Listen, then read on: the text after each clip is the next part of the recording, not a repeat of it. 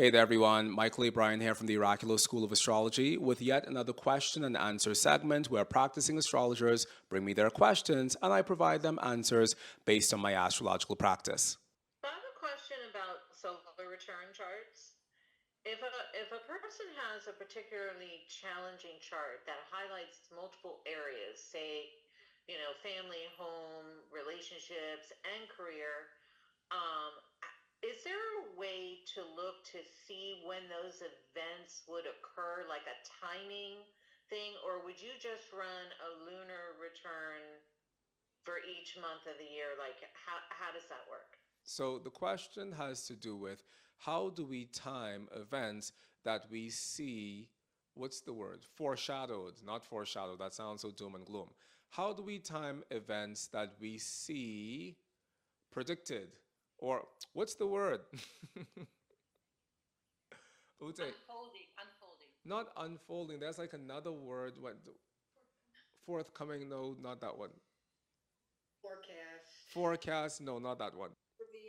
Revealed. Revealed. Oy vey. None of these words. There's a word. Like it's along the lines of prophesied. It's like how do we words? Brain. Think. Prophesied. Foretold. Predicted. Augured. Oracled. Soothsayed. Revealed. Revealed. Merriman just said revealed. This isn't going anywhere.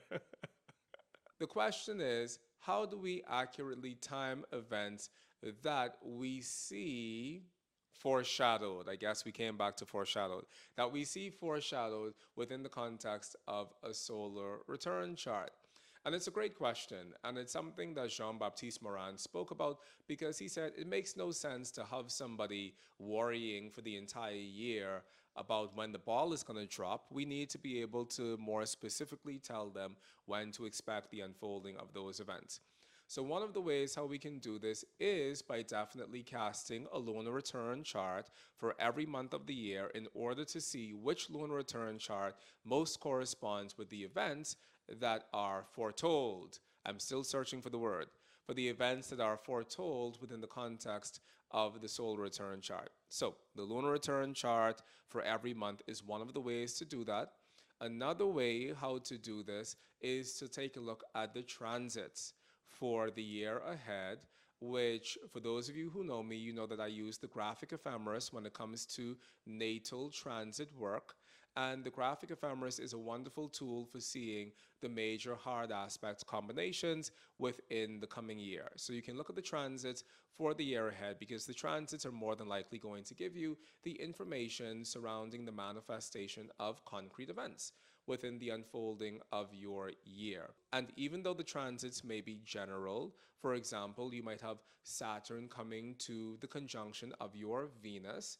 If your Venus specifically is ruling your fourth house and your solar return chart already told you that there's going to be a potentially majorly challenging event in relationship to your fourth house affairs, then that Saturn coming to the conjunction of your Venus, while that might have universal implications regarding a decrease in your love life or something to that effect, or a divorce or a separation or anything else that we might associate with Saturn Venus, it could also specifically, and it does also specifically tie into the things that that Venus rules within the context of your natal chart. So once again, if the Venus is ruling your fourth house of family and the Saturn comes to your Venus, then it can definitely represent that the challenges that you saw within the solar return chart are going to manifest when that aspect becomes exact or when that aspect becomes very tight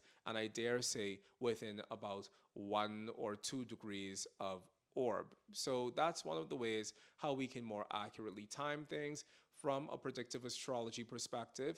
If you see it in the solar return chart, it means that that thing is going to manifest within the coming year. And there are a number of additional predictive astrology techniques, such as the lunar returns, such as the transits, such as the progressions and the directions. All of these things can be used to more specifically time when an event will unfold that we see foretold within the context of our solar return chart, which is why we want to practice a robust suite of astrological techniques, because all of the techniques that we practice serve to not only corroborate information that we receive from other techniques, but specifically within the context of timing, all of these additional techniques that we practice can help us further pinpoint when an event is most likely to occur from an astrological perspective.